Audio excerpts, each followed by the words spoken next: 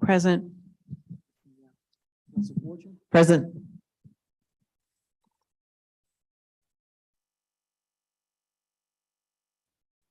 Here. Councillor Wolf. Here. And the mayor's all. Got a full house.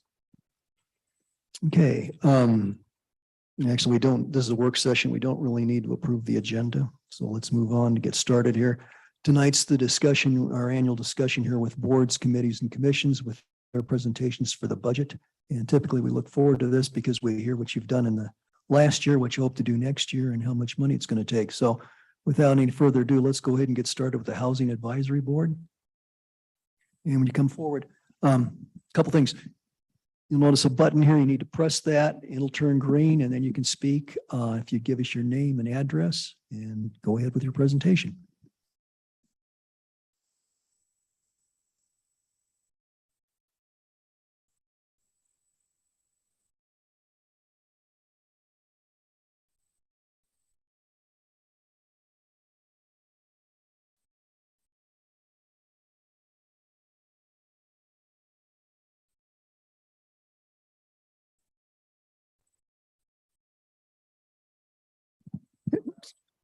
No. And just for a point of clarification with our tech guy, I presume we have to have the microphone on for this to be recorded. True statement. Okay.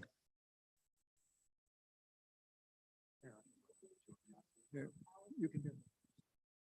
It's okay, John.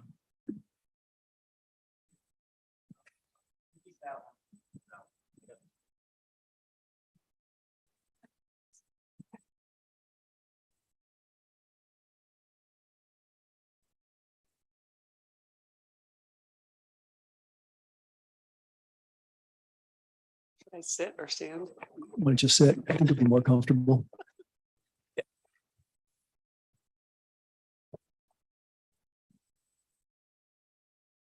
Okay, ready? Okay. My name is Allison Gerbig and I live at 314 Terrace Place in Manitou. And I am the chair of the Housing Advisory Board here for our presentation. We have a small but mighty group, myself as the chair, Aaliyah German as vice chair, Andy Wells, Barb Bunn, and Abby.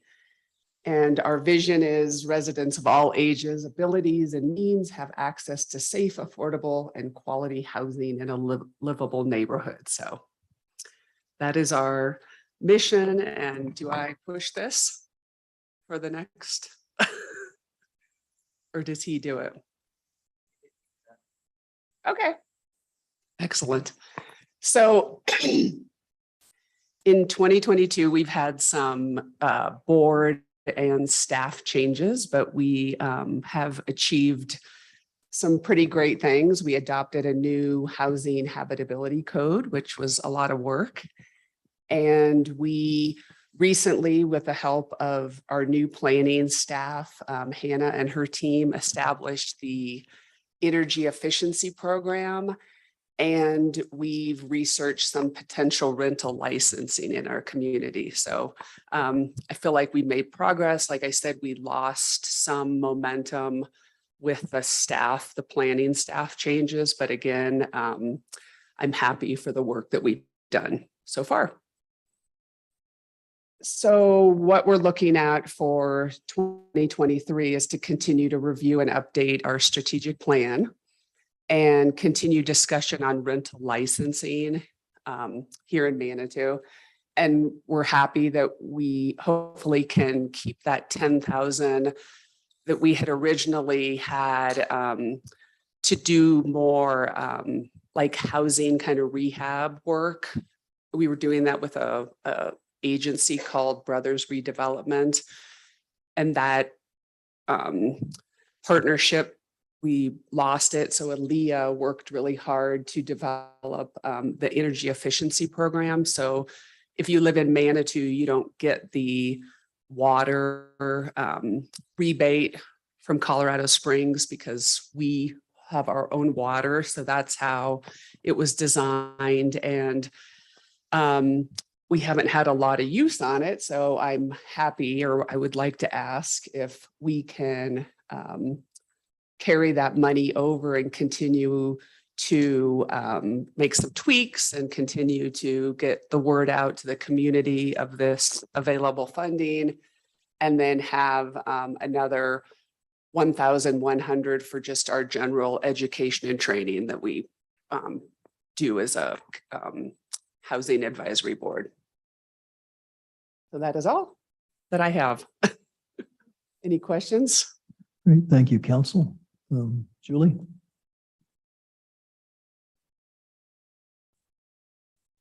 Did the money that you, this is working, did the money that you received, is that specifically earmarked and it has to be used by the Housing Advisory Board? In other words, it can't go into the general fund anyway. right? Correct. And then looking at Hannah. Excuse were me, it is in the general fund, Okay, in the planning department Okay. account line, and it's been carried over to 2023. okay. But it has to be used for housing issues. Right. Okay, thank you. That was my only question. Okay. Nancy? Yeah, hi, Ally. Thanks for coming. First of all, I know you guys had a tough year with all the changes, but you've persevered and done some really good stuff. But on the education and training, one thing that I would recommend, and not just for Housing Advisory Board, but I'll say this for all the boards, less so for the commissions, but certainly for the boards, and I've raised this before, is a training class on how to write goals. Because most of the boards and committees didn't write goals, they wrote issues or, projects. So I think since technically the council is your kind of supervisor, so to speak, it would really help us to say, hey, are we getting value added from this board and commissioner? What do we need to do to help that board or commission or committee or whatever? So since most of the chairs are sitting here, I would just put that out up front and I won't repeat it again. But thank you for all you and your board do. Thank you for that. Other questions from council? Hey, there be none. Well, great. Thank you very much, Allison. Thank you. Great. And I guess I will mention, we've asked all the presenters to try and keep their presentation to 10 minutes. I mean, this was great. We're in less than 5 minutes with questions. So, but I mean, this is our opportunity to share information. So if we can be concise, fine, but it's important to share that information. I will also mention the school said if we could be done by 9 o'clock, that would be a good thing. They secure the building and I guess creates extra problems for them. So I think that's a reasonable request and a reasonable goal. Okay, that said, the next group we want to hear from is the Historic Preservation Commission. Good evening, counselors, members of the audience and staff. I'm Douglas Keithley Edmondson, 15 Keithley Road, Manitou Springs.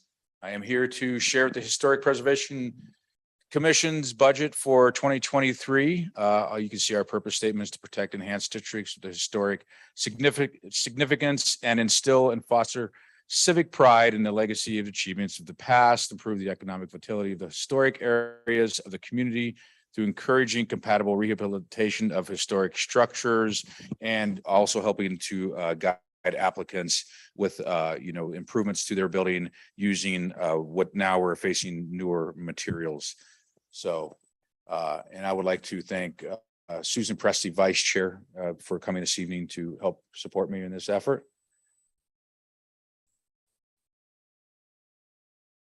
So in 2022, we updated Title 17 of the City Code to close loopholes that allowed post-approval changes. That was due to a building that had been approved in the Keithley Historic District with true log exterior wrapping, and then it was changed by administratively. We felt that was a little much. We feel that when whole building has been changed, that it should come back before the commission. We had reincorporated Hiawatha Gardens in order to bring it back into the historic district and open it up for potential funding and to preserve what is a wonderful building. We have completed 2 historic surveys, the McLaughlin Lodge, which I'm sure you've read through with your approval of the demolition of the 3 buildings. That's also in the Keithley Cabin Historic District, and the Hiawatha Gardens. These are important because they kind of show the in-depth history of a property, allowing people to examine and look at them more than just a neat old building that needs to be saved. It gives a little bit of soul, and gives the community some stewardship around those buildings. And we have thus far reviewed 20 applications in 2022. I think we have a couple more coming up.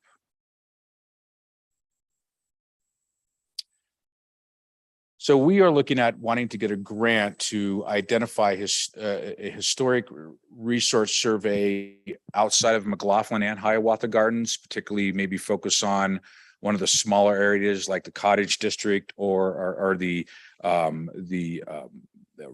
Craftsman Style District over there where Rockledge, that area.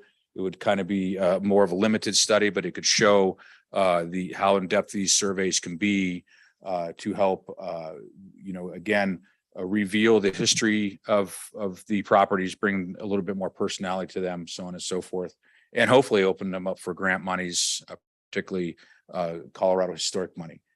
Right now we're going to be asking in our budget to design and install street sign toppers in at least one historic district. We will decide what district that should be. I feel it should probably be high profile, so that way when folks come into Manitou Springs, they can see the diversity of the history of our community with these street toppers. As you know, they're used in like areas of the Old North End, and they're more prevalent in places that have a more robust historic preservation process. And we are going to revise Title 17 of the City Code, clarified application procedures. We've been able to pare that back. We don't have these exhausting meetings anymore. We're pretty expedient, and both the applicants and commissioners are very appreciative of that, and so is staff.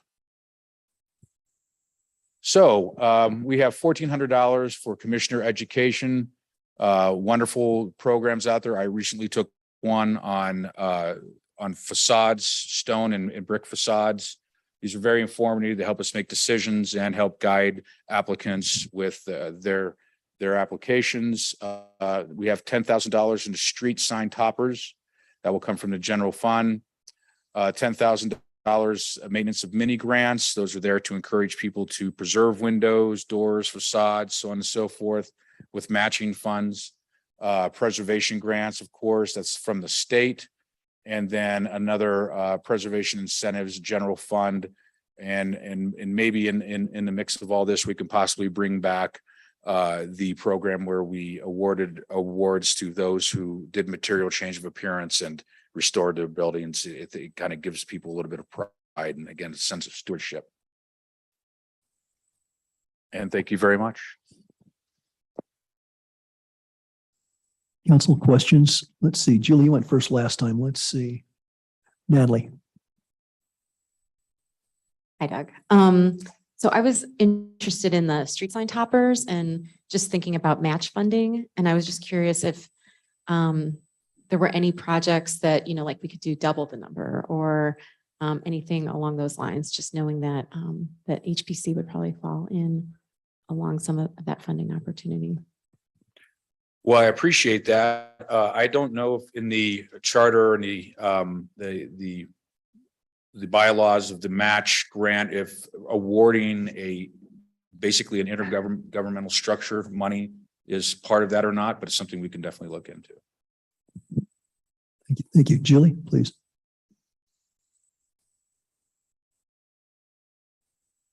How much did these street toppers cost? How many street toppers do we get for 10 grand? You know, that's a good question. I don't have a breakdown of that. That number was provided to me by staff. I think that one of the things that could go along with the street toppers is maintenance and possibly improvements to existing street signs. I know that unfortunately on my road, I've had a street sign at the bottom of my road that's had the name of my road misspelled for the last 15 years. Should be nice to get that updated if I could. Is that a historic priority? What? That's a conflict of interest, Doug. No, that's not historic. Anyway. But I would sure like to have my road name there, the correct name. Well, the reason I ask is I thought I heard something about there being a street topper or street topper in a specific district. And I thought, well, you're just going to put one sign up and it's going to cost us No, it 10 would be grand the in street one topper. district. So if you look at a map of the sub districts in Manitou Springs, okay, they cover several blocks, several areas. So every street sign in that area would have a topper on it. I see. And I am suggesting someplace that doesn't maybe, I don't know what the breakdown of the numbers are. So I'm like looking at something that would have, maybe not, 37 signs, it's only going to be 12 or whatever that may look like. And they're usually like of a cast material and ornate and obviously, help indicate the area, bring it to light that you're in this historic sub-district. Right. Okay, thank you. Council, other questions or comments? Okay, hearing none. Doug, thank you very much. You're Appreciate welcome. it. Great. Okay, I'm going to go home and eat a pizza and watch the election. Okay. And Sue, thanks for coming also. Oh, Mayor, I have a question if I could on this topic of staff. I just wondered where is the money for the Historic Preservation Commission? Where does that show up on our expenditure sheet in the budget? Is it just in some general fund category and it's not itemized, I guess, because I can't find it. It's in the planning department. There's 3 lines: historic preservation incentive, 5,000, historic preservation grant, 5,000, and then HPC support, 21,400. Oh, under the planning department budget, is that what you're telling me? Yes. Okay, thank you. Thank you. Very good. Next, we'll hear from the Planning Commission. And we have Mike Casey, who represents the Planning Commission.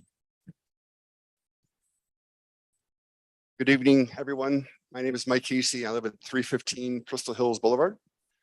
Our beloved leader, Alan, couldn't make it tonight, so I am Plan B.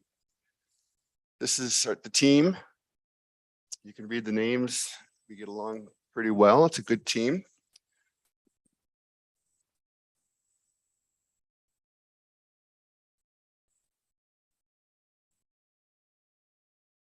So highlights of the last year: reviewed high-level concepts for the land use development code, and we'll be hearing the final draft and making a recommendation in November.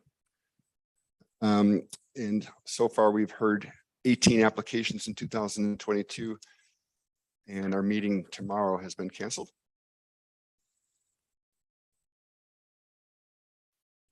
Goals: implement the new land use and development code. Access if the LUDC is getting the desired results and if adjustments are needed. And we're looking for $1,400 for education.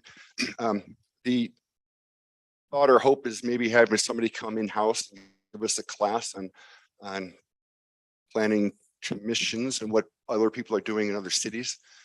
I know myself, all I know is Manitou, so it's great to hear stories from outside people like Hannah and et cetera that have experience and to learn what other cities are doing. And on a final note, you'll be happy to learn that after a heated debate, we decided not to give ourselves a raise. We're staying with the same wage as last year. So. Any questions? That's very gracious of you. Yeah, first off, Mike, and you had said that you're going to be hearing the final draft of the land use development in November. It's now November and your meeting tomorrow night is canceled. It's a special meeting on the 17th. Okay, on the 17th. Okay, so you will be addressing that. Okay, great. Council, other questions for Mike? Nancy? Is there anything that you need from council to be better able to accomplish your mission? Or is everything going on quite smoothly? It looks like, if memory serves me, that your the requests that come through are less this year than last year. Is that true statement? I don't personally know, but I would Okay. guess that just based on experience, yes. Yeah, but I know the land use zoning code has been huge for you guys. So that's big. But anyway, is there anything that you need from us to be better able to accomplish your mission? Anything else other than, you put your funding down, but planning commission doesn't need a lot of funding, but Nothing comes to mind, but Okay. thanks for asking. that's good news. Thank you. Other questions from council or comments? Guess that was quite lucid, Michael. Thank you. Appreciate it. Next, we'll hear from Parab. Danu.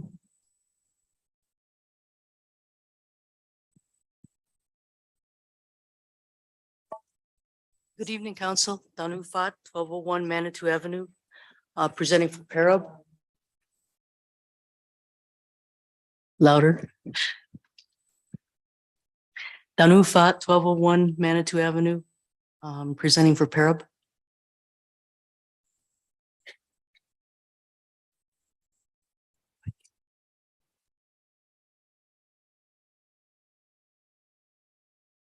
Do I just keep going forward on this? Am I going backward?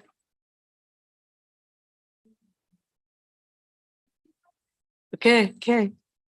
All right. This is the first year that I've ever had a full board. So that's an accomplishment in itself. For 2022, we basically worked a lot on the Soda Springs Park master plan. And just before Skylar left, we got council to approve just a portion of that master plan, which is phase 2, which comprises the playground and some sidewalk improvements and a few trail connections and things like that. And Skylar actually covered the cost out of his general fund for the Hort Copeland and Mock Design Architects. We also have been implementing the organic land management practices. Staff has been applying all of the products on our lawns, and so we'll do another evaluation this year to see how it's going. And for urban forestry, the city hired an arborist who's working out great. And then we were able to learn the process of land dedication through the recommendations of a new pocket park for the development on Crystal Park Road.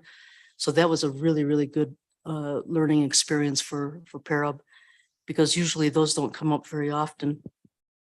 And then council approved the tree care ordinance and our special events policy. And that's a photo of our phase 2 Soda Springs Park master plan that we hope to get funding for 2023.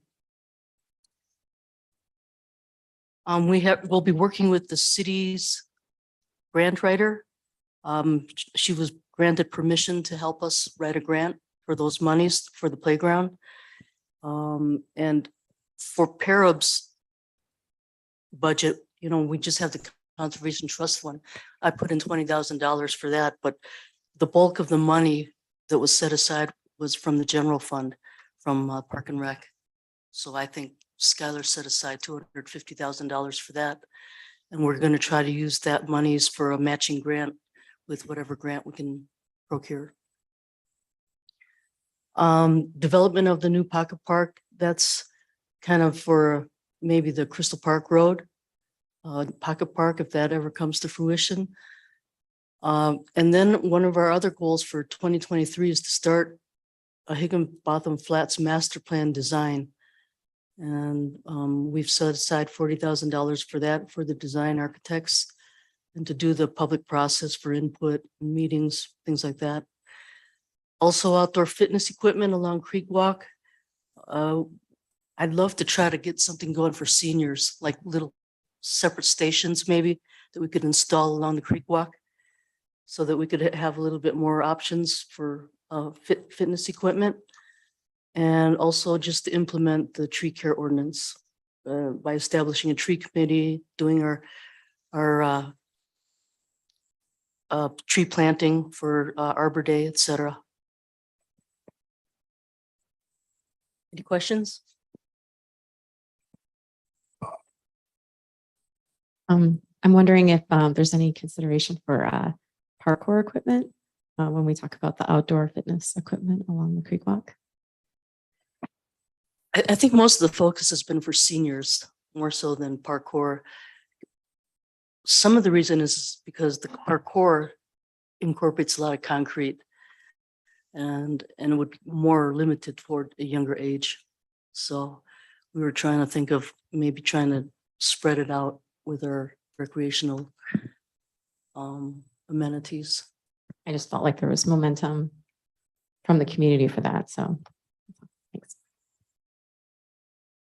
Thank you. Nancy? I don't know. I Nancy. never see you anymore. This is a bad way to get to see you. Several questions. One, the parkour, it seems like I know that does what has been presented in the past, often incorporates a lot of concrete, but there are also designs that don't use much concrete, and that has been a recurring request for parkour. So hopefully you guys can take another look at that. And on the fitness equipment, has that been coordinated with the Creek Walk folks who are doing, so that's just an idea at this point? Okay. And also I thought, and I know this is hard without Skylar, because I know that you guys worked really, really well with Skylar. But I thought when Skylar briefed us on the Soda Springs Park that the total amount was $650,000. And he said the grant didn't require a matching grant. So I'm bewildered as to this 250,000 that's supposedly in the general fund for that. That was a rollover from 2022's budget that he had put in there for the general fund. We don't have a grant yet, so I don't know exactly what grant we'll end up having, but it was the hope that the $250,000 could be used as a match In with support. whatever grant that our city grant writer can come up with. Okay. It does beg some questions. And of course, you've schooled me many times on the Conservation Trust Fund and the Becker's Lane Fund and et cetera, et cetera, et cetera. So it's just difficult. And I know that you had a different format this year to follow. So it's just difficult to know where these, from this briefing slides, where everything is coming from and where it's going to and what your total amounts are that you're working with. So I'm not asking for that tonight. It's just, I found this briefing to be a little bit difficult to determine what you guys might need from the city, or if you have everything you need at this point when it comes to a budget. So is the $650K for the Soda Springs Park the only outstanding debt that you don't have at this point, or not debt, because it's not, there's no commitment yet, but is that the only thing that you would need if you get it? If you get the grant, you won't need any funding, right? There is 250K in the capital improvement fund at this time. My understanding is that it was part of Skylar's presentation. Okay. It was part of Skylar's I misheard presentation. then. Yeah. So anyway, so basically you don't need these are the things that are either in the Conservation Trust Fund or the general fund. And These, you don't need anything else. well, these figures are from the Conservation Trust Fund because that's the only thing that we really have oversight over. Okay. It was great having Skylar because he was very generous with his money with No, park and rec. no, clearly a lot happened with Skylar. Yeah, so- so he basically Parrot didn't really have to spend much money at all last year. Okay, all right, So thanks. Good luck. any other questions? Yeah, council, other questions or comments for Danu?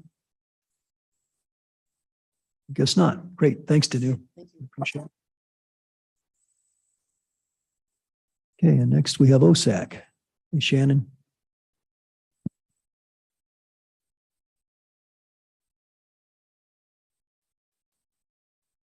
Hey, guys, I'm Shannon Solomon, 600 Crystal Hills Boulevard, current chair of the Open Space Committee. That's our board, and just like Danu, this is the first time I've ever seen a full board, like even the alternates are full, so it's kind of exciting. Hopefully, now that everybody's out and about, we don't lose that because I think COVID made everybody get excited. So in 2022, we did, I think for the first time, we had Denise run a goals meeting and a budget meeting.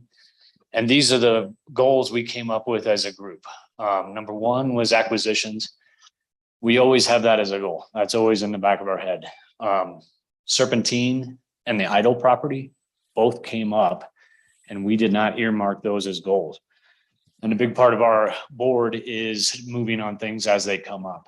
So those two things came up and we moved on them and we own both of them now. Goal 2 was trail improvements, and you're going to see that slide in a little bit. We paid Renfee 30 grand to do some switchback stuff on Red Mountain. You guys will all know it when you see it. You'll be like, whoa. And we paid Mile High Youth Corps to do general stuff all over the place. And I'm not, are they done already? I don't think they're done yet. They had some staffing issues and they're working on it this fall. The Black Canyon cleanup, we had a little dust up with Cedar Heights and we got involved with that Black Canyon cleanup. That was more, I think, the police department and Skylar. We just kind of fielded questions. The Iron Mountain purchase is complete in December. So that's a big deal. Everybody's been here for a long time. I think we pay $52,000 in December, 60, but it's done. So 65. Oh, okay, sorry.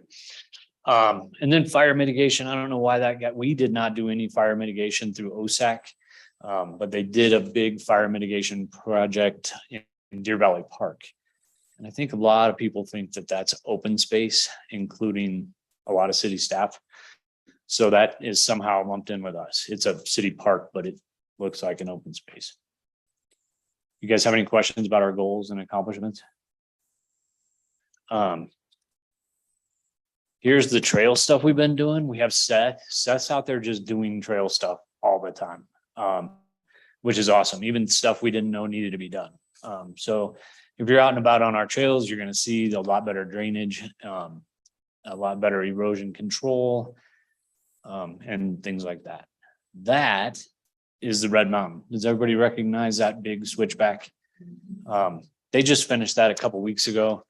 And we hope to be spending more money with Renfee to make more permanent structures going up because that trail was steep and really hard to maintain. That's it. So not too long ago, we did our 2023 goals, and this is what we came up with as a group. Our number one goal was to, and this is voted on, it's not, we did our top 3. Our number one goal is to do a Serpentine Trail master plan, hoping to connect that creek walk to Higginbotham Flats. Because we own it all now, we can connect that park down to Manitou Avenue or Serpentine Road. The Black Canyon master plan, we've been talking about this forever and we haven't done anything with it. So we want to do a master plan there. Hopefully that will get more traffic in there and help us with the homeless issue. It's going to be an out and back. We are not going to be able to connect it to anything, but somewhere down the road, we would hope to do that.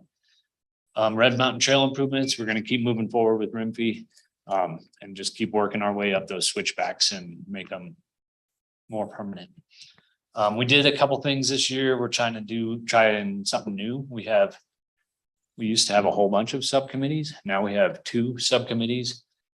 We have an open space subcommittee. They do land acquisitions. They figure out stuff like that and how to manage our spaces, like our parcel management. And then a trail subcommittee that does maintenance, new trails, stuff like that. And we're gonna have our meetings. The fourth Monday will be a regular meeting. The next month will be one of the subcommittees. And then next month will be the other subcommittees. So nobody's scrambling to figure out a space and figure out a time. So I think we can get all our work done with basically 4 meetings a year and subcommittees in between. So one of our big goals is to kind of hammer out those subcommittees, what they're going to be doing and how they work together. So, and we only have, nobody can be on 2 subcommittees. So we should be able to get a lot done that way. And I think that's it. You guys have any questions? Questions? Julie?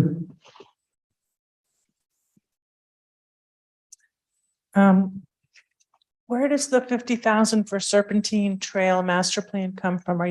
Is that going to come from the general fund, or is that from your own funds that you get as an open space? Everything you see comes from us, and it's a dedicated tax that I think happened in 1998. So it all comes from us, and Skylar got a bid, an estimate on that. So sorry, Becca. That is correct. There's 2 taxes specifically for the open space fund, a property tax and a sales tax. So it is a dedicated revenue specifically for open space. It's a separate fund. Thank you. And so does the 50,000 include paying an expert to design it as well as implementation, or is that just for someone to do a drawing? Just design. So it seems like you guys may want to partner with Para, because if they're going to be working on Higginbotham design, it would just be perhaps more cost effective if you designer prepare the entire shebang, and then you'll have to figure out the financing, obviously, so you're each, doing what you're supposed to do, And but Skylar has already coordinated that with people. One of them has to happen first, so we can connect. So if they have theirs, we connect to them.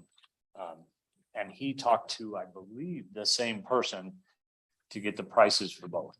So I see. we're already.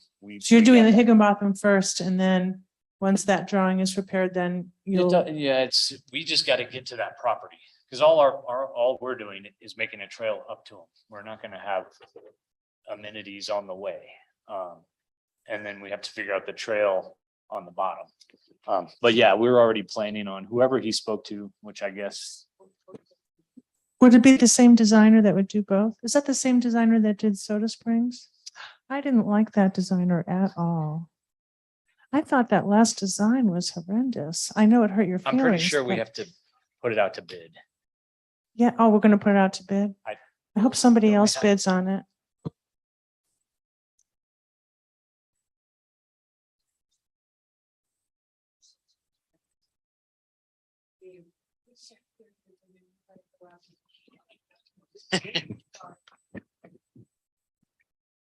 I was just gonna say that the same landscape architects, the designers who did the Soda Springs master plan is who Skylar asked to give us these estimates, cost estimates for trail building up off the creek walk, and also for the master plan design for Higginbotham.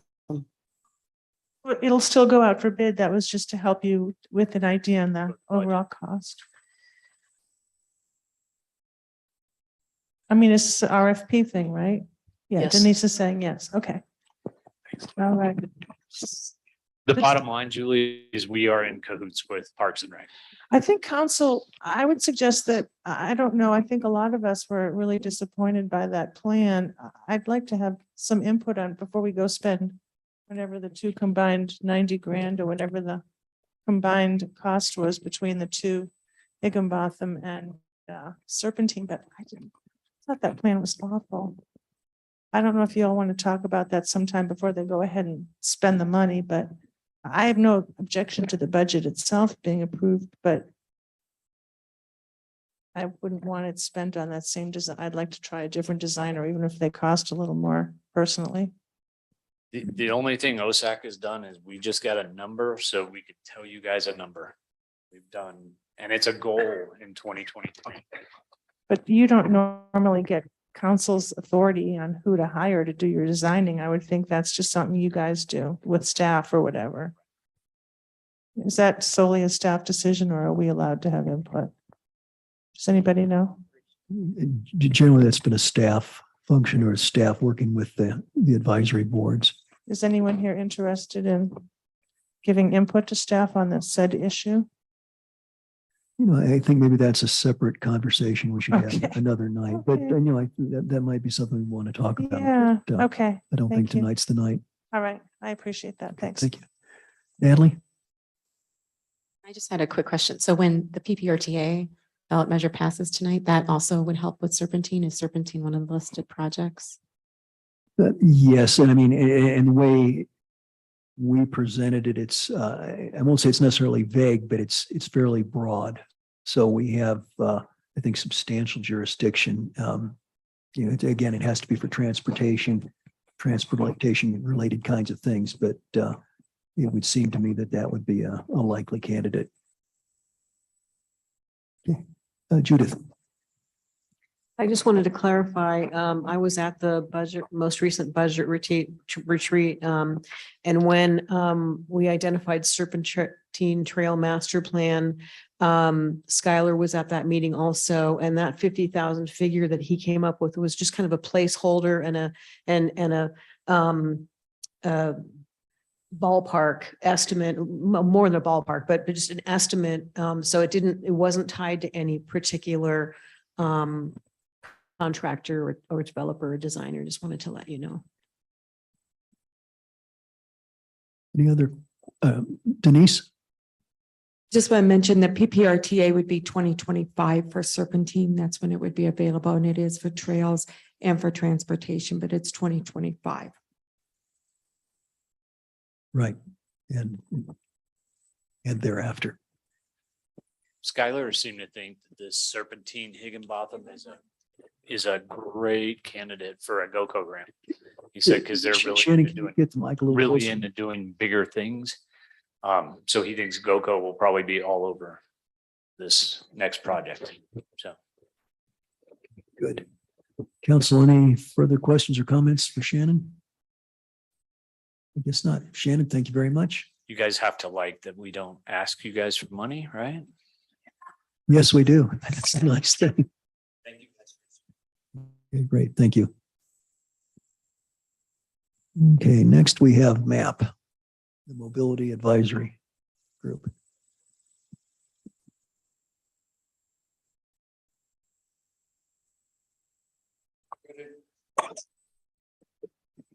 Good evening, everyone. I'm Bill Kerner, 205 Ruxton, and I'm happy to report we have a full board too. So that strikes a good note. But we've had 3 alternate vacancies forever. So we need vacancies filled. That would be our mission, or one of them. Let me move on to see how this works. There we go. This is our vision statement, and it's pretty self-explanatory.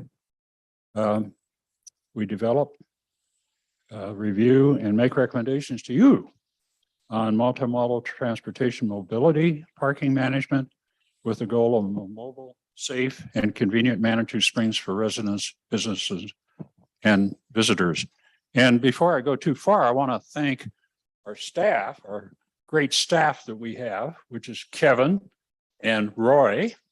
And a lot of the things that happen with us is due to their input, ideas, and we frequently, or I think just about all the time, adopt them.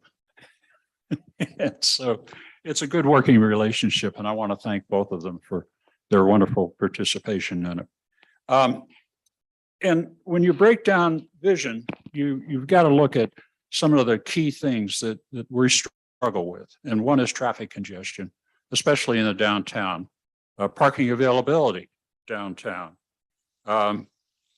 And we would like to see an increased use of shuttles from remote parking lots. We seem to get just too many cars, and it not only, I think it hurts business in the long run, but it drives residents crazy when you try to go from one end of town to the other end of town on a Saturday afternoon. And so it's something that I think we owe to our residents to really get a better handle on traffic congestion.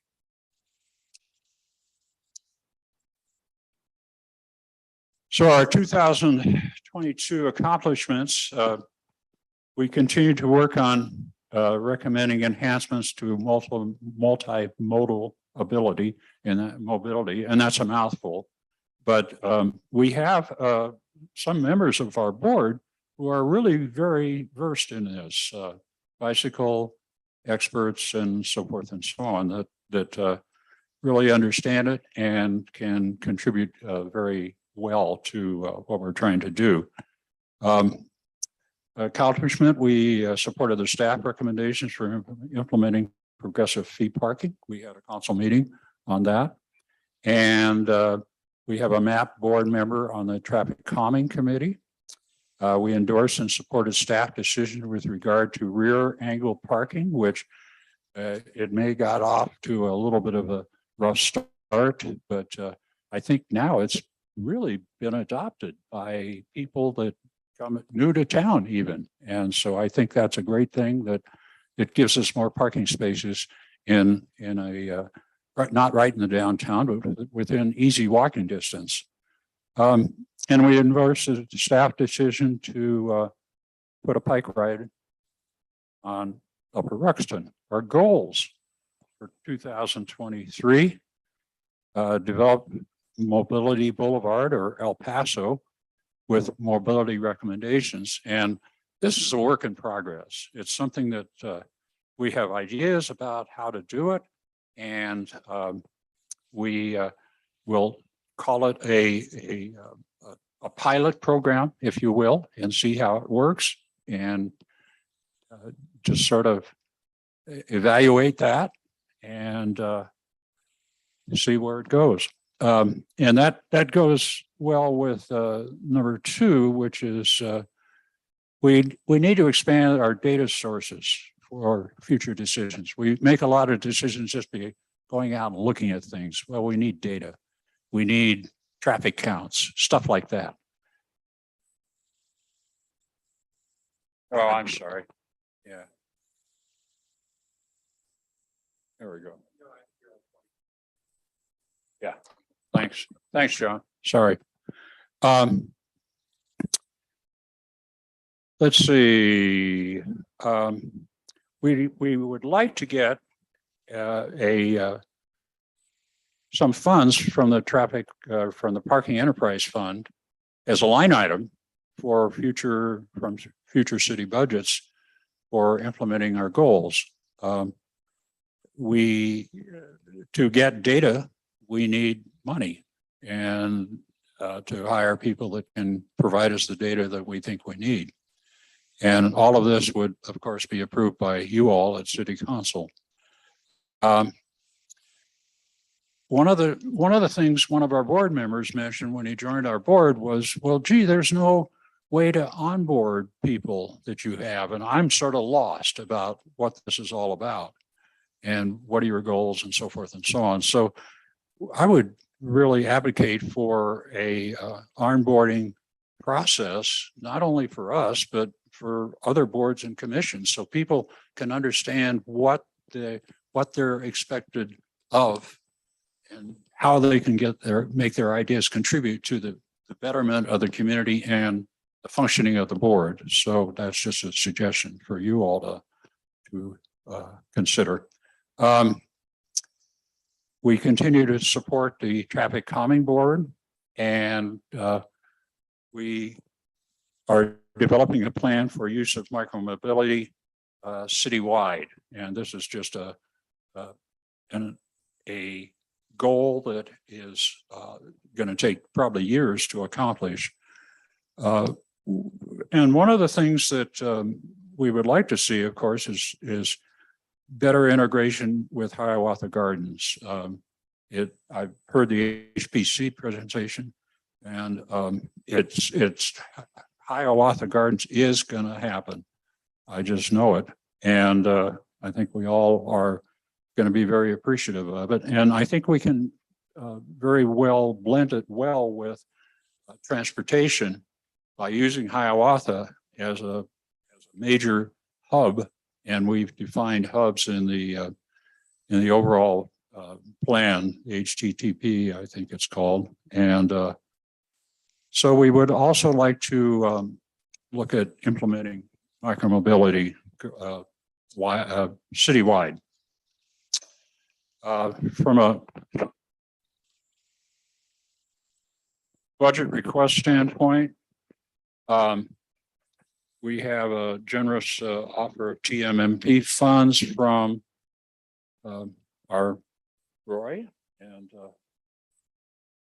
that's very much appreciated. So we can move forward with some of the data collection and other long range goals and short range goals for that matter. Long term, we'd like to see a parking enterprise fund that would take some funds out of that and use them to address MAP goals. Data sources we mentioned,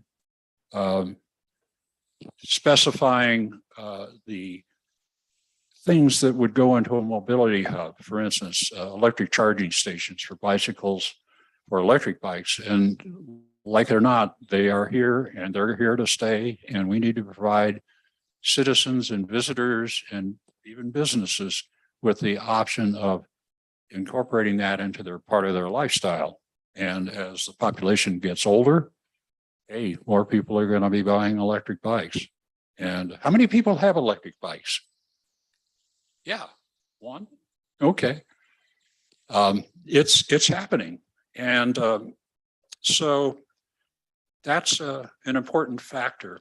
And we're also talking about things like bike lockers, of course, bike racks, a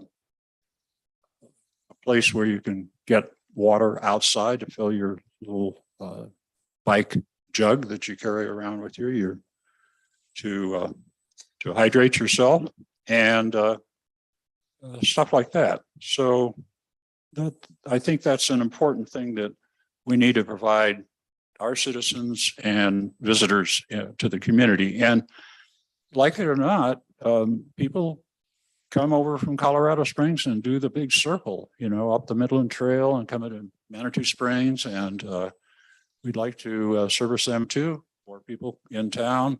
They're going to enjoy it. And I think it's just the right thing to do. Okay, here's some ideas. And these are a little bit on the blue sky end of things, but we would, as I mentioned, focus on El Paso as a micromobility artery. We want to review and recommend additional shuttle routes.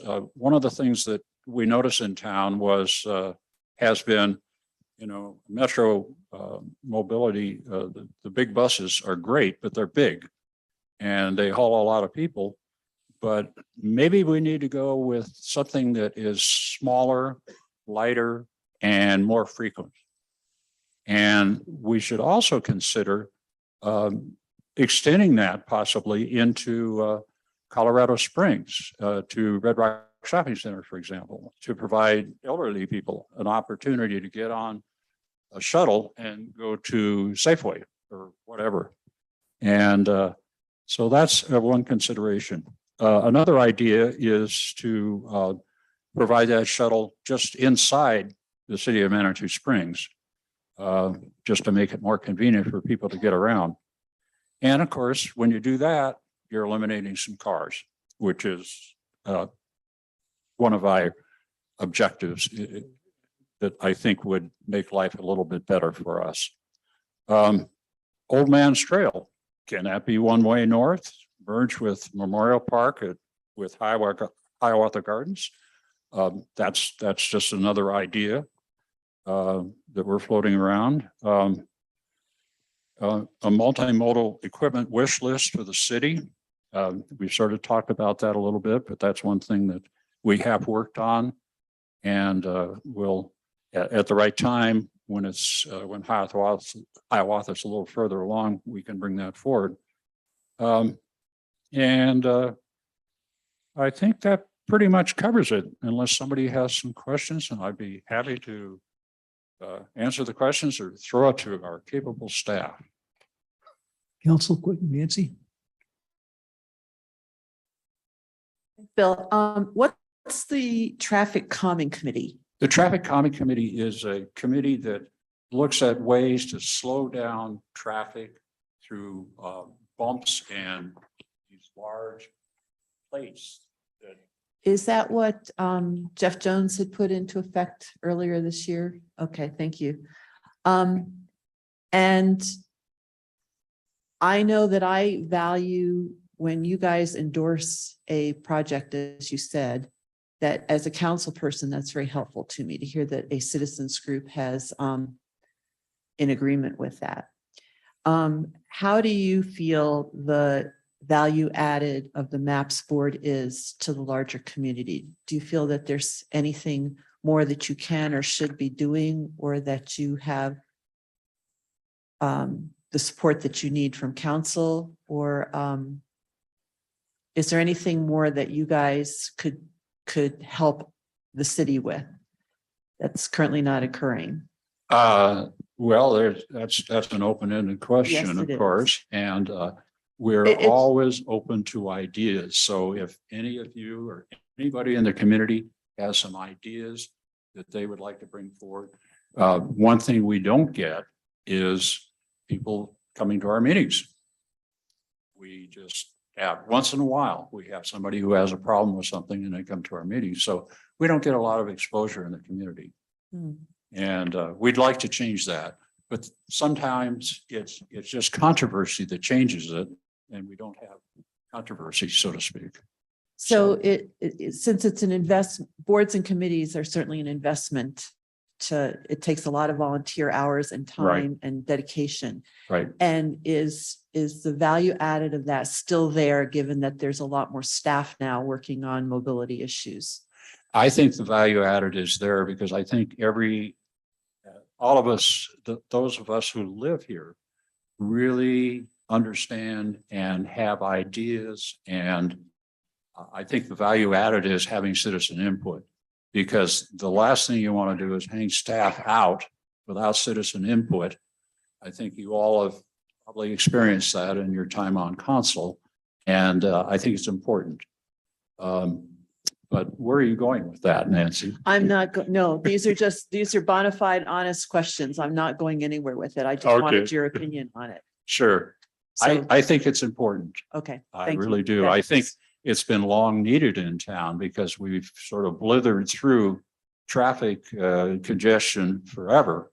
And now we're doing something about it, or at least attempting to do something about it. Progressive parking is a perfect example of that. And I think the more we can get cars out of town, shuttle in, the better off and the better quality of life we're going to have. And that's, for me, that's what it's all about. So Thanks. did that answer? Yeah. Thank you, Nancy. Judith? Thank you, Bill. Yeah. I just want to tell you that I'm one of your biggest fans and cheerleaders for the goals and projects that you have. I think it is imperative that we really take a look at Manitou's core values and who we want to be as a city. And I think micromobility and health and wellness is part of that. And I think it's imperative that we have a shuttle or some kind of other way for our residents get around town, and not rely necessarily on the 36 shuttle, which is, abruptly starts during the beginning of tourist season and abruptly ends thereafter. I use that shuttle all the time, but it's operating and would do so year round. I would love to see the electric vehicle trolley with service throughout Manitou as an in-house versus teaming with Mountain Metro. Is that something that you have discussed with your board, bringing things more in-house versus relying on Mountain Metro to come in and provide our shuttle service? Yeah, we have talked about it, and staff has brought forward some ideas on that particular subject to provide, and I don't know quite where we are with that. I think more research, economic research and availability research needs to be done. But, you know, people have used smaller shuttles for years. I look at, what was it, the Ascent. I think I saw the Chase Bank parking lot full of smaller shuttles, if you will, that they brought people down from the top of the peak. And something like that, not that we would need, you know, 40 million of those, but I think we can do a better job with our than is being done with Mountain Metro. And nothing against Mountain Metro. They've got a prescribed size vehicle and it does work. It has done what we wanted it to do, which is get people off of Ruxton, cars off of Ruxton to the extent that we could, and get as many people into the shuttle. And I think that's worked really well. Certainly, I noticed it on Ruxton.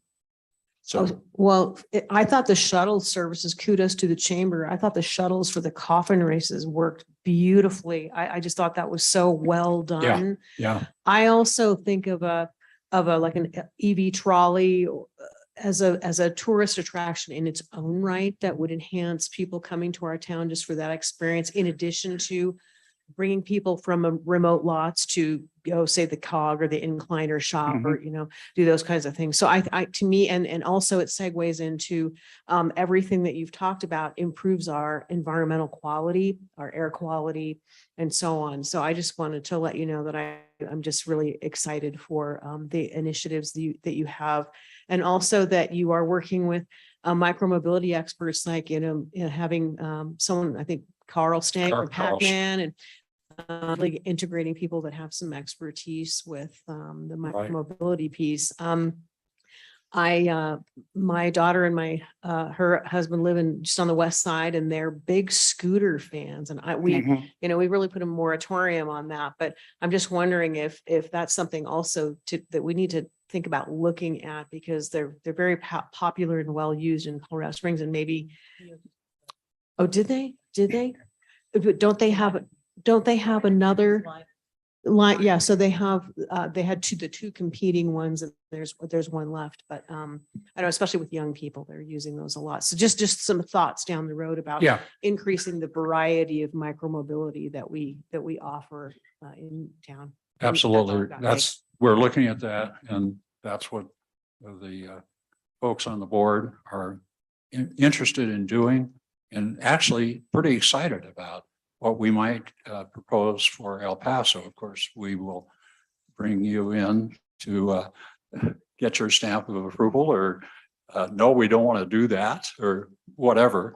But that's where we're headed, is to try to increase micromobility. Great. Thank you. Any other questions from council? Julie.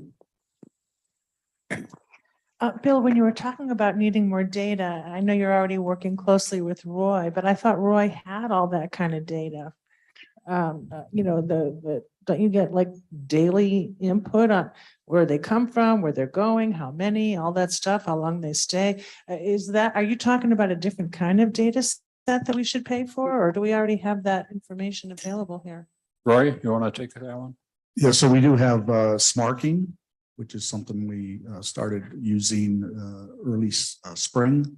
So that's going to be able to get us some data. And of course, you have to wait for data to happen, but we will be able to bring data with that. We also have parking logics data. But there may be future, like what we're looking at is a survey of the shuttle service, knowing that's an important part that we component of Manitou Springs. And so we're going to do a survey, which the board is supporting, that we're going to have done before spring so that we can determine with the board expanding our shuttle service and how to do that and where. So there's data like that we're also looking at. So data can come from many forms, but we do have Smarking and Parking Logics data available now. Does that data include the information from parking lots? How long they stay and all of that stuff? Yes. there's a So lot. do you need a different kind of data or is this what you need? Well, I think what we need to do is really look at what kind of data is available out there because I want you to look at what kind of data is available in Roy's pocket. and we've Out already there, got, there. we have that, I believe. Did you At already least- look at that and it's not good enough? Or it's not enough? We haven't gotten to that point yet, Julie. Okay. I think we need to work better on getting decisions based on data. Because right now we're just sort of operating from the seat of our pants to some extent, just because we live here. And we need to broaden out and see what the world has in data and just integrate that into our processes, which we haven't really done well enough. And it may come down to maybe we don't need any more data, that all the data that Roy has mentioned is adequate. We just don't know yet. I see. But we need to take the step of integrating data into our decision making. Oh, yeah, I have no objection. It sounded like when you were describing the data you needed, it sounded like what we heard a year ago, Yeah. that we were supposed to fund this data that Roy was Right. already going to get. Yeah. So, but I understand better now. Thank you. That's all I have. Sure. Great, thank you. Very good. Thank you, Bill. Appreciate it. And next we'll have the URA.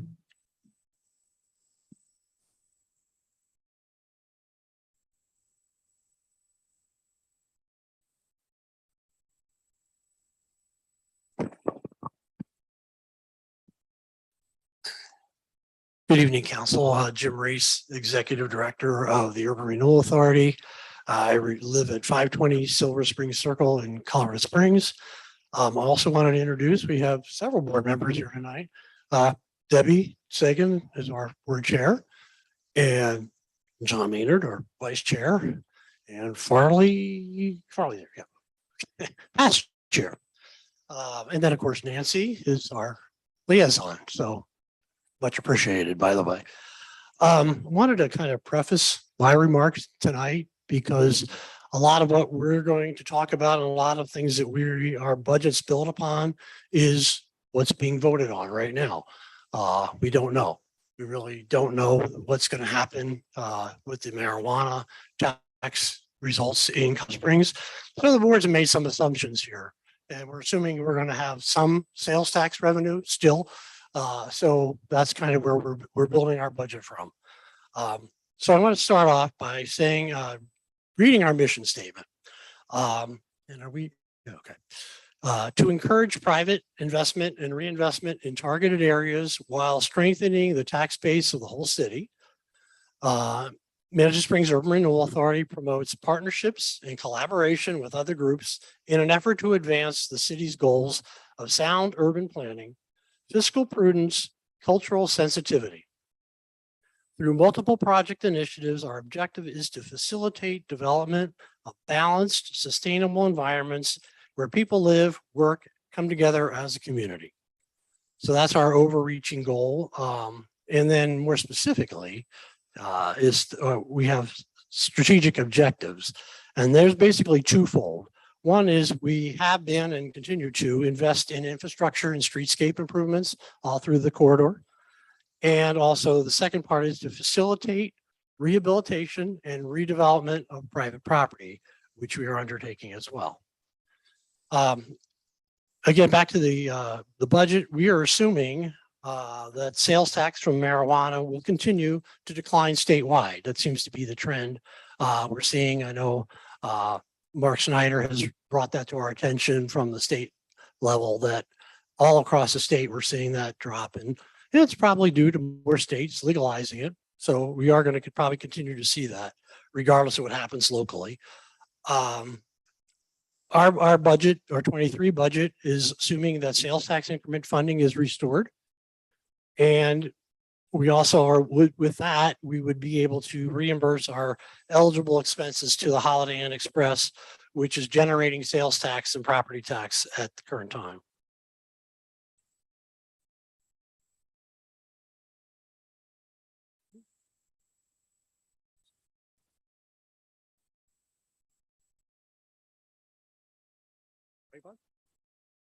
There we go.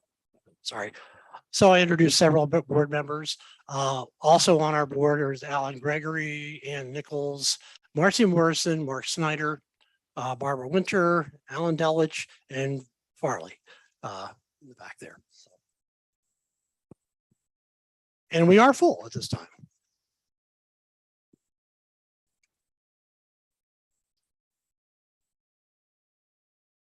Okay, well, this is hard to read, isn't it? Our goals and accomplishments for 2022. Under one was to acquire property along Manitou Avenue and facilitate redevelopment. That has really played out this year with the redevelopment of the LaFawn Motel. And with that right now, asbestos abatement is underway. The place is all fenced off, and so access is prohibited, which is good. So anyhow, asbestos is underway. Demolition will follow that right afterwards, and we have to hope that'll be all done early in 2023. Really lucky this year still. And then the developer Paragon is working on planning and designing for what could possibly be on that site, which will get pretty exciting here. And we'll have a pretty iterative process there, especially trying to work with staff to try to find how we can make a project that will really be a benefit on that site. Goal 2, this was the Highway 24 Manitou Avenue off ramp, that whole area where the streetscape basically stops. The plan is to try to take the streetscape work that was done with the WAP project all the way through under the highway, but also more importantly is the safety improvements, the off ramp. I think we've talked about the off ramp from Highway 24 onto Manitou Avenue is a safety hazard for pedestrians and bicyclists especially. So we'd like to continue with that. And we finally have gone through the bureaucracy at CDOT and finally gotten a letter back that says we can actually do something there and actually maybe eliminate that right turn. So that's taken a lot longer than we really anticipated would happen, but we got it. So we'd like to keep moving with that project. We'll talk a little bit more about that in 2023. So the next goal is regarding another access point across Fountain Creek from Manitou Avenue to the Creek Walk and Midland Trail. And we started work on that this year. We're trying to get 2 trail easements. Now there's an existing easement for storm sewer between the Martin property. I don't know if everybody knows where that is. It's that big white garage. It used to be a service garage, and the Park Row Lodge. So there's an existing storm sewer that runs through there. We're going to try to get that upgraded to a surface easement so we can have a trail and a bridge crossing over the creek. And maybe many of you probably already know the Martin property is under contract, so it's being sold, and we will have a new owner on that. So that's kind of slowed things down. The Martins did not want to deal with the easement at this point. They want us to deal with the new owner, which we'll do. So that's kind of where we are with that project. And then number 4, these are corridor enhancements. We're going to be adding some street trees yet this year, hopefully, in front of the old El Colorado Lodge. So we're working on that. We have 2 new sculptures that are going to go in. What's going to happen is the current Spirit of Manitou sculpture that is over in front of Lulu's will move across the street to the Holiday Inn Express, where it'll be a lot more visible, because I've heard a lot of people say it's a great sculpture, but we really don't notice it very well. So this is a much more prominent location, but that location will get a new sculptural piece that hopefully will be a lot more brighter and more attractive. So there'll be one there. And then the last one will be, hopefully, we're looking, I think, at a site in Fields Park, I believe is maybe the location for that one. So anyhow, those are ongoing, but they're funded, and we'll hopefully get those done either this year or not early next year. And then finally, the tiles for the bridge, Marcy Morrison Bridge. that's underway. The artist was selected and by Crane, and they are underway working on those tiles. Weather permitting, it looks like it's probably going to be springtime before those are installed. But that'll be a great addition. The mural is really pretty attractive that they've come up with. So it's pretty cool. Okay, moving on to 23. Is this getting a lot of feedback? Oh, okay, because it sounds bad to me. Okay, so goal 1 on 23 is continue the work on the LaFawn and also, sorry, thanks, John. Coordinate with the developers on the redevelopment planning and entitlement work, and that's probably going to take a good part of the year to get that underway. And then you have, of course, have to determine the viability of the project. So it's kind of a longer process.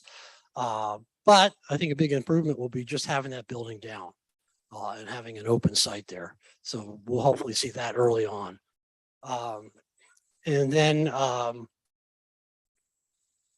under goal 2, redevelopment grants, a part of that, probably about 150,000 is actually is set there to repay the Holiday Inn for the tax increment eligible expenses that they have generated.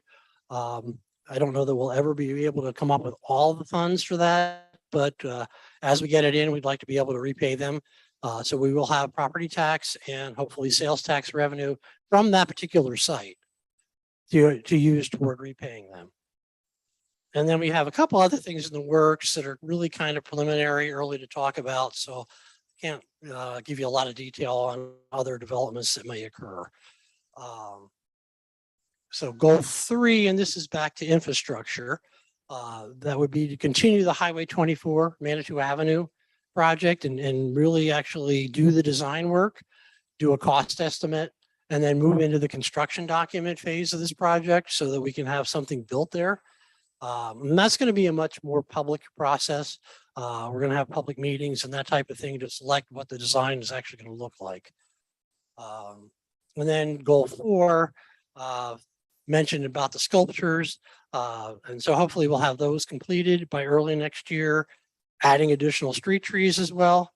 And goal 5 is actually continue to contribute to the shuttle to connect the area to downtown. So again, we talked earlier about reducing congestion. I think that is a big contributor to helping reduce that.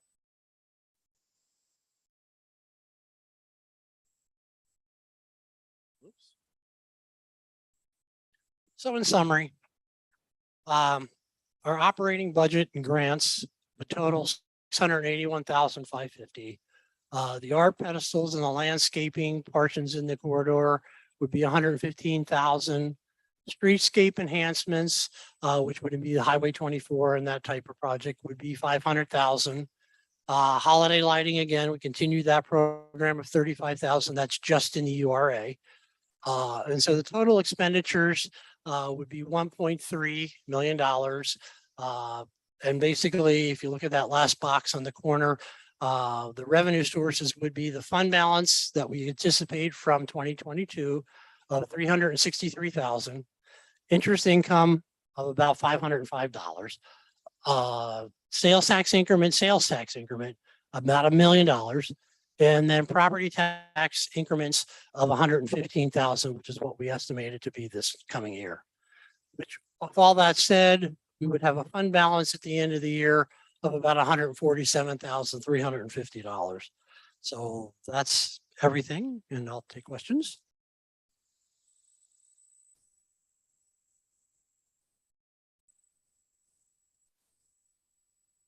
I'm just curious about the statue or the sculpture being moved over to Holiday Inn. Where is it going to go? There's like it's right up against the sidewalk. I can't imagine where would that, was that going to be in the parking lot? No, there's actually a little island as you drive into the parking lot, immediately to the left by the front entrance, there's an island there. Is that visible from the street, the No, that's sculpture? right. It's gonna be right on the street, just about there, yeah. Oh. Natalie? I'm just curious, do you know what is going on to the Martin property? Have you heard anything about? I'm not at liberty to disclose it. Sorry, but we will find out. Hopefully the closing on that is supposed to be in 3 weeks.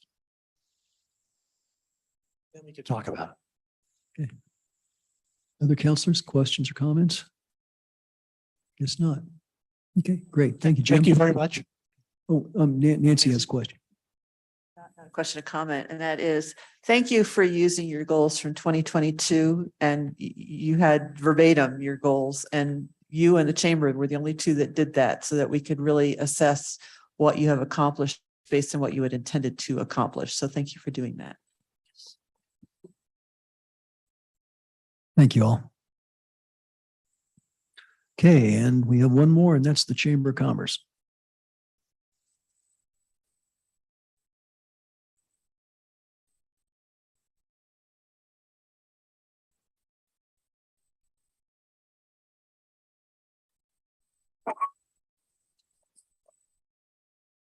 Hello. Good evening. Are we ready? Okay. I'm Farley McDonough. This is Leslie Lewis. My address is 621 Columbia Road, Colorado Springs, 80904. My address is the 354 Manitou Avenue. Oh, okay. Very nice. Let's see. Okay. This is the makeup of our board. I'm currently president this year, Farley McDonough. Annie Schmidt is on our board, as well as April Hall, Kat Kilner, Ted Johnston, Anthony Mock, Lisa Quintano, and Gwen David. There we go. We did include our 2022 goals and accomplishments. Our first goal was to work with the city to reduce the impact of large events on area neighborhoods. That was a lot of coordination with Megan, primarily, I would say, Denise, some with Public Works, and Roy to some extent. We did add more shuttles this year. We provided more off-site parking. We partnered with Pike Ride to encourage alternative transportation during major events. The costs are listed. The cost for the wine festival and the coffin races was just under 20,000. Our goal in 2022 was to create a 5-year strategic plan.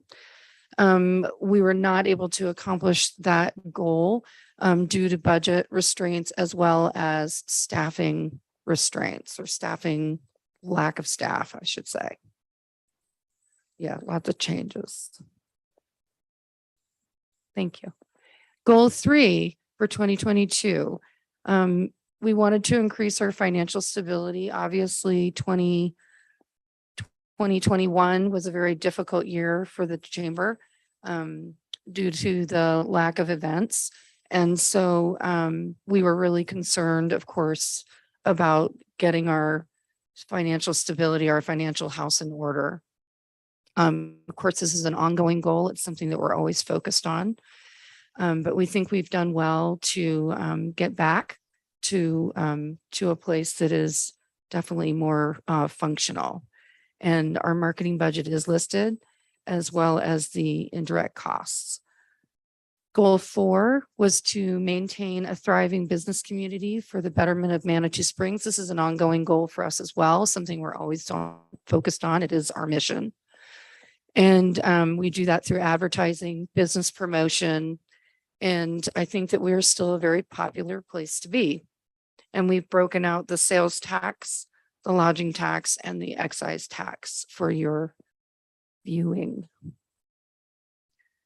And then goal 5 was to embrace and promote public art in Manitou Springs. We are the funding arm for Crane and the Creative District. And so we felt like we really needed to dig a little deeper and be more supportive of that organization and support public art in Manitou Springs. We really do believe that it enhances the visitor experience. And we feel very committed to that. We added art sculptures to our downtown map so that you can walk those. And we plan to expand on some of that as well. And we budget $65,000 a year to Crane. Goal 6 was to improve the stability of signature events, primarily Wine Fest. That event pays for many, many other events that we hold for the community, such as the ice cream social, the concerts, the health fair. Those are all funded from Wine Festival. So we think Wine Festival is very critical. And then goal 7, we want to begin an information and education campaign around sustainability, and created ManitouSpringsCares.com. We're trying to make it fun, interesting, something that people want to participate in. And this is a very, it's just in the beginning stages. And we have done, let's see, we've got the website. What else have we funded? We have it on the visitors guides. Can you help me with that part, Leslie? We have for the last several years run the Care for Colorado and Leave No Trace principles in our guides. We do need to get some signage created for those to put them in at trailheads for one, but also like in our restroom. You know, one of the busiest places in town, I promise. Everybody comes in looking for it. And so to have it framed in there would be a good step. We are also working currently, and before the end of this year, we will have an information brochure out to the businesses in town about the reduction of plastics. So we're working on that piece right now.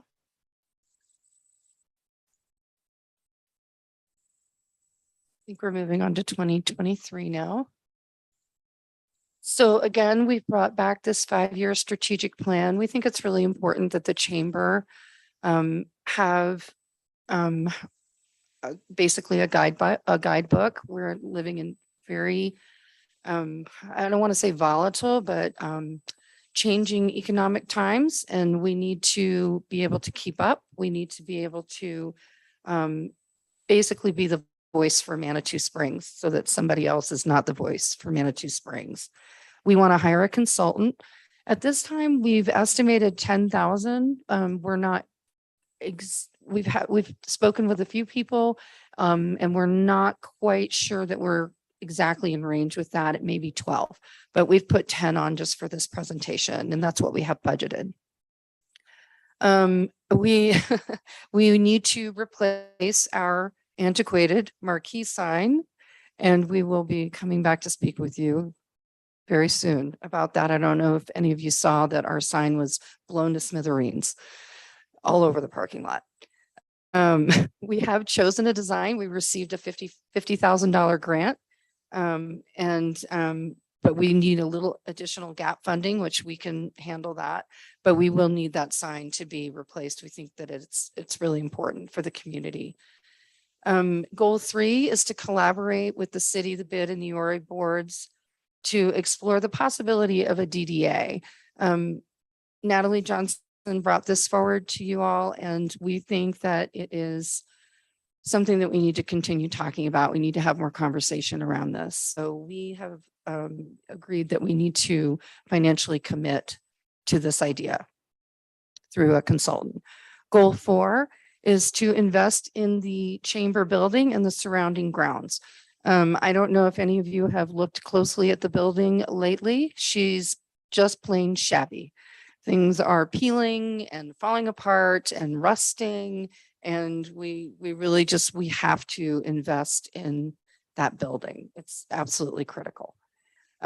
So we are currently looking at, we're getting bids for a number of different things. And then finally, again, back to the reusable bag idea, or not idea, what will soon be ordinance or mandated by the state. We do want to launch a campaign that is positive and gets people excited about bringing their bag to Manitou.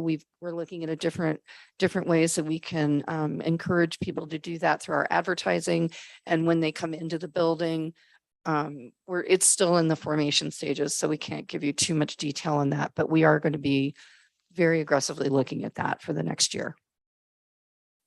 Is there one more? No, that's it. 5 or 20. Question? On the sign, it says digital dynamic. Is that in accordance with our city's code? Okay.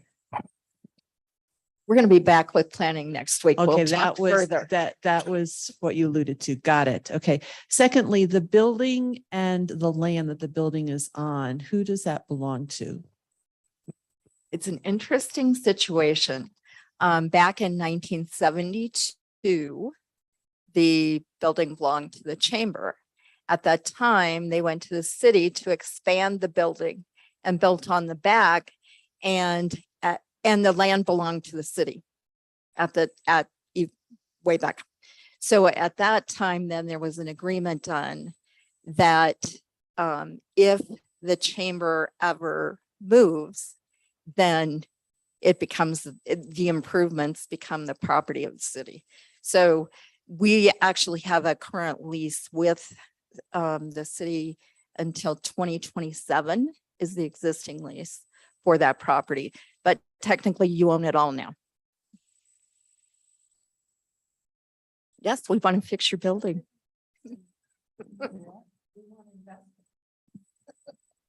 So is the bottom line that the city owns the building? The city owns the building and the land. Julie?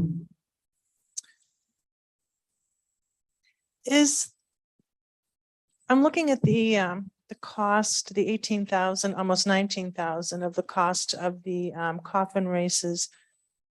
Is it fair to say that the city does not bring in 19,000 more dollars that day in sales tax, that we lose money that day? Or no? I don't think so. Everybody I've talked to had fabulous days that day. So the whole city will make about 19 grand more than usual in sales tax that day compared to a normal Saturday. Is that what you're telling us? Farley is quite sure.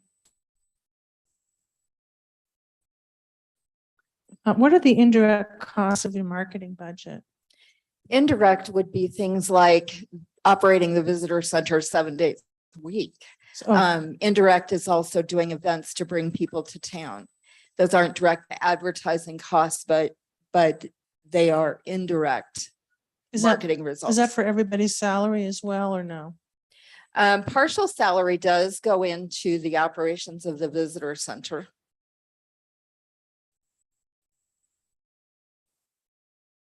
And with respect to your 2023 goal involving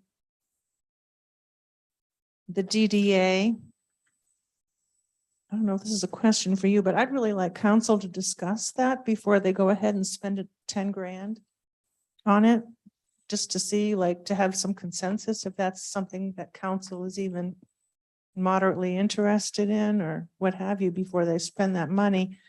Is that something that we discussed, Mayor, at the budget, when we actually approved the budget, or when? Well, actually, we had discussed it some at during one of our day-long work sessions. Natalie had presented it. And Natalie, perhaps you'd like to respond to this a little bit?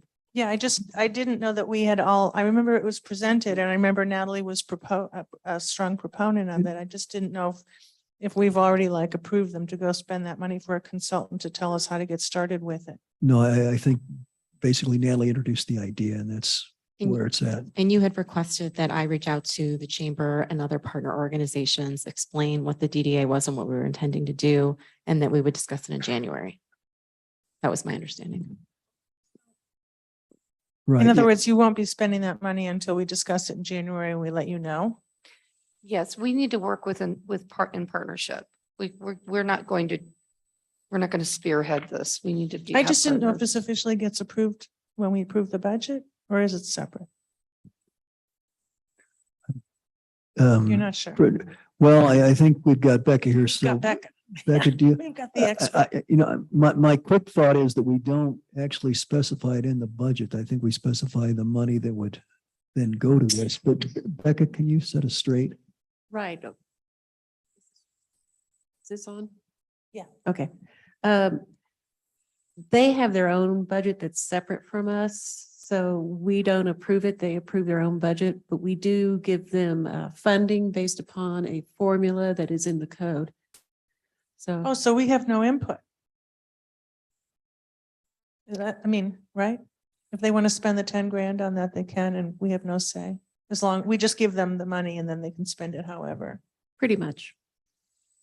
Actually, I believe there's okay, so there's several sources. And Beck could address this better, but I think there's like 3 sources. One, which is the lodging tax, which is the lion's share, and we sort of pass it through. Historically, that's what we've done. And then I think there's 2 smaller amounts that also traditionally go through to the chamber.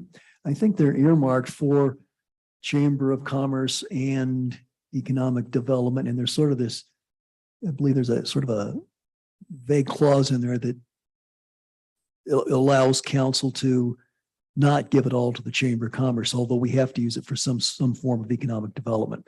And in the past, if I remember historically, the city would occasionally create an economic development committee that would receive some money that then didn't go to the Chamber of Commerce. So you had, 2 groups, and then, now that's been consolidated, at least in name. It's, I don't know if the funding is enough to carry out all those missions. I suspect it's not. And am I correct, though, that after we spend this money for the 10 grand, or after the chamber chooses to spend the money, if they do so, the DDA is going to be voted on by the citizens or by council, or how does that work? It's not really clear on here. It's my Would imagine understanding. Be an ordinance? I think the city would have to approve the DDA. There's several things that we have, the Business Improvement District. I believe that was formed by ordinance. The DDA would have to be formed by ordinance. So there's a protocol. I mean, I believe the state has a template that we use. We can modify it some to fit us. But by and large, these are tools that municipalities would use, for certain purposes. So I think for that to come forward, it would be involved, and council be involved. Okay, I was just afraid that you were going to say, oh, no, we decided to delegate that decision-making authority to the chamber as well. So I'm relieved by the answer. I think Natalie's researched this a little bit. Could you shed some light there, Natalie? Well, I think another piece to consider is that we estimated that it was going to cost about 30,000 a year to pull this off. So they're just contributing a third. So they couldn't actually hire a consultant to do the work we would need for $10,000. No, No, I think it just means that that we need this is not happening. That 10,000 is not enough to make it happen, right? So we'd be looking for other partnerships as well. So even if they wanted to, that's not enough money to do that. So there's still there are ongoing conversations, but so this does not mean they're moving forward with anything. It means they would have to raise an additional 20,000 if they were going to move forward without anyone else. That makes sense? Does the extra 20,000 come from our budget then? Is that somewhere in this 300-page thing? It is not in the budget at this time. Okay. Julie, the way I remembered it, Natalie had brought this up, and she made quite a nice presentation. She had, I remember. PowerPoint slides and all Oh, that. yeah. And she was advocating that we get started on it more quickly. And I think maybe I was one that thought that we should wait till after tonight's vote, basically the marijuana vote. I know I was cautious about the money thing, but the more I've thought about it, I think Natalie had a really good idea, and that would tie in with what the chamber wants to do. So I mean, we haven't decided what to do on that. We sort of kicked the can down the road, waiting for tonight. The marijuana vote being one of those things. So we've got some options. We could, and I would expect that we'll probably be visiting this the first part of the new year. John? Just real quick, you guys charged $5 for the shuttle for the coffin races, right? So was that 18,000 your net cost, or how much did you collect from those little $5 It was $11,795, I believe. Oh, my. Do you know how many riders you had? 2,000 something. Wow. And Wow. actually, because we ran 18 shuttles, 16 of them were the ones that were going to the El Paso County Service Center. 2 of them were on Manitou Avenue, picking up either residents who got to shuttle stops or guests staying in hotels. And the Gray Line shuttles, we did not charge for. We only charged for the ones over at the El Paso County Service Center. Oh, okay. So the $11,700 was the ones over to the Garden of the Gods. Correct. And all right, thanks. Great. I just wanted to clarify that actually, it wasn't quite that much. It Yeah, wasn't, exactly. it wasn't, Right. that was not the net cost. Correct. Great. Judith? Thank you. I just have a question about the digitized sign. Has that decision, maybe this has already been asked in a different way, but has it already been decided that will be a digital sign? That would be our preference, because we believe that the communication value would be so much greater. As the old sign was, we were limited to one message on each side, 12 letters per line, 4 lines. So we were constantly making choices of what messages could go up, which meeting took precedence, or we were changing it daily. So if we can go to the digital sign, and again, that'll be a conversation for next week, that would allow us to not have to make those choices, but to be able to communicate more information. And I do understand that. I do want to be mindful of the needs of the chamber. I'm just concerned about yet another.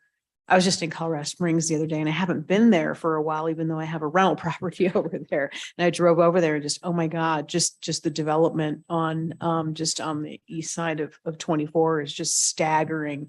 And I just want to be mindful of, even though that sign, the question mark was a pain in the ass. It's so Manitou, you know what I mean? And I just really hope that we are very mindful of not digitizing Manitou also. So I hear you. And I also I have some concerns about the aesthetics of Manitou. So just want to put that out there. Great, thank you. Michelle? Judith, could you pass the mic to Michelle? I don't have any questions. Leslie and Farley, I just want to say thank you so much for being very descriptive in your goals and accomplishments. Thank you. Julie? I think you would probably know, Leslie, at this point, because you've been looking into it. I think right now it's illegal to have a digital sign in Manitou, and they made an exception for the school, the elementary school, the sign that's right there on Pawnee. And so when Leslie says, oh, we'll come back to you, I don't know if it's up to staff discretion or if the code requires it to be approved by the planning commission, but this is part of our planning code is all the sign ordinances. So I'm guessing that there's a process, hopefully, other than just staff review, to be allowed to get an exemption from this, because no one besides the elementary school, to my knowledge, has an exemption. I understand the need for information, but it sure isn't like funky Manitou to have like some sign like that. So is that an ordinance? Is that something we approve? Julie, I think Denise can weigh in on this. And this is scheduled to be on next week's, it is on next week's agenda. Denise? Yeah, it is on next week's agenda, and we'll bring it to council for approval or for consideration. So it should not be discussed tonight, for it is on next week's agenda and it is council's authority. It is not staff's authority. Does it go before planning commission No, before it it does not. comes to us? No, nope, Okay, it comes directly to you. thank you. Great, thank you. Any additional questions or comments, chamber? If not, thank you very much, ladies. Okay, well, that concludes our discussion of boards and committees. That takes us to that moment in the evening we call council correspondence. Anybody have anything? John? I'd like to report on where we are just real quick on the city evaluation process. Judith and I met, and I just want to remind everybody, we kind of are, I think we agreed that we would continue on with essentially the framework we had from last year. I think we heard from our Denise that we're evaluating that she'd like that for continuity.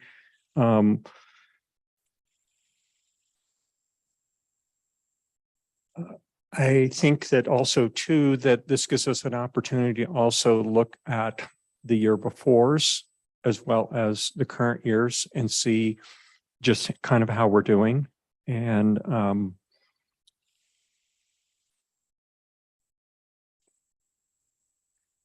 there's one other thing that I was just kind of reminded of, which is sort of kind of, I think, a real key thing that was a big milestone that Natalie and I sort of kind of worked on last year, was getting away from kind of a numeric system where we ended up with 7 of us coming up with like a rating of 1, 2, 2, 3, 4, 4, and 5, and then averaging that out to a 3. And I just think that even though this current system does require a lot more work than just kind of filling in kind of numeric bubbles and coming up with an average, I think it's a little more nuanced, and I think it does accomplish kind of the dialogue that I think we want to have with our city administrator. Judith, do you have any comments? Yeah, thank you, Mayor Pro Tem Shada. We decided that we would take a look at the format first and looked at the language and did notice that there was some cleanup that needed to be happen with the headings and the questions themselves. In particular, there were some questions that were kind of leading questions, leading you to a particular answer that we wanted to make it very, very much more thank you. So we looked at that. We also did address the length, because that was a comment that was made as, can we make this shorter? And we really grappled with that today, of would changing it at this point change the ability to compare. There are a few redundancies, they are minor. And so we did talk about, should we or should we not go and try to fiddle with it, or should we have 2 really clean evaluations? The language changes that we're making would not change the question itself. And it would just make it a very neutral question. So we wanted some feedback from council on if you felt that was that we're going in the right direction, given what we talked about last week.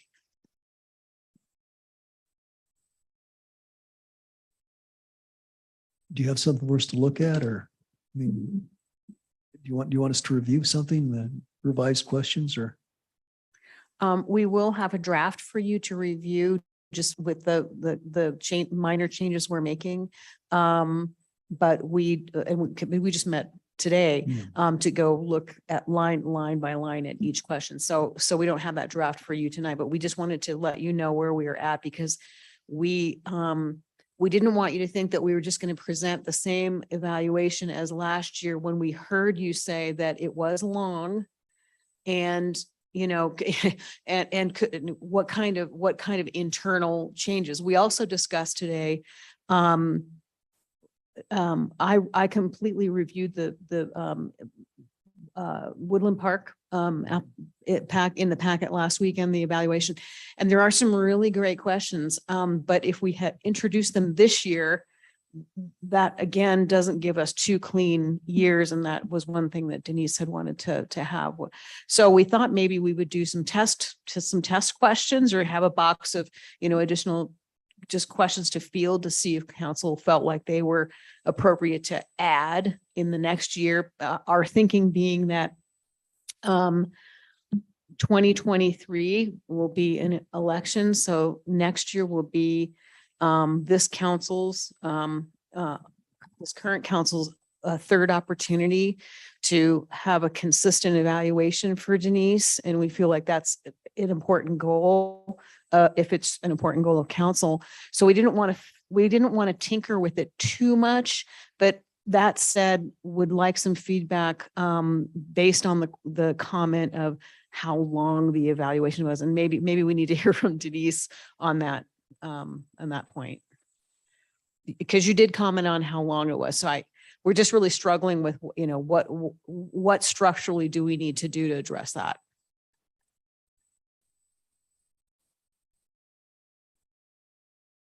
Probably for comparisons, which is what we talked about last week, you need to keep it very similar. And any word you change, as you know, does change the comparison, but sounds like they're minimal, but to look at the comparison, you need to keep it as similar as possible.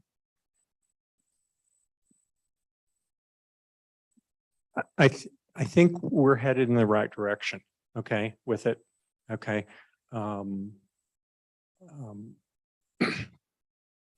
That was sort of my thought was because that seemed to be something you really wanted was a comparative kind of a thing, okay.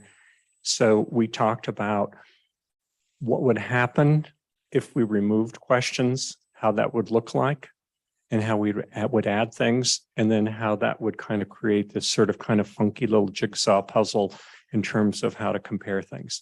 So I have to admit where we are right now with it is, it's pretty easy and consistent to look across the years. Is that something you want? I that's what I understand, right? Thank you. Just want to make sure. I think we're on the right track. Bye. Thank you. Nancy? I just want to say, I don't feel a need to review it before it goes final. If we're making such minor changes, you don't need a committee of 7 trying to revise the document. So.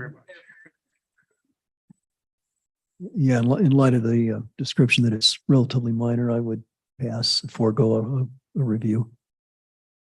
Then I think we'll just stick to our schedule then that we agreed upon last time. Is that okay? All right, thank you. Yeah, I think it would be best. Trying to keep schedule. I think if we can clean this up by the end of the year, that gives us a fresh start for the new year. Okay. Anything else for council correspondence? John? Okay, it's I thought John would mention this, but it's my understanding that you and Nancy talked today. Exactly. I'm sorry.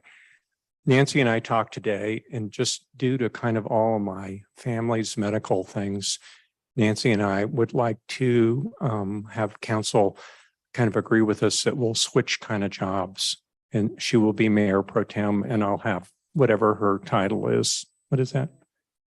Tim, thank you.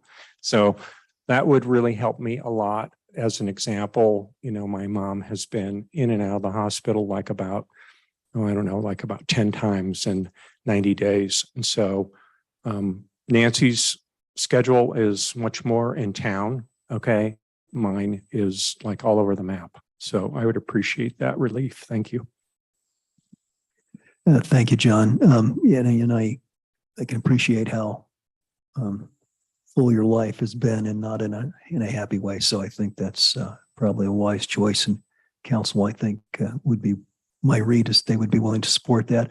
I believe this does require a vote, but I'll check with Jeff Parker. So we would look forward to that. We'll take care of that at a future date. So great. Okay. Thank you. Anything else? All right. It's a work session, so we don't need a motion to adjourn. We just call it a day. Oh, I'm sorry. Council. Yeah, I didn't mean to overlook you. City Administrator's report. Okay. You're good. Okay. All right. Cheers.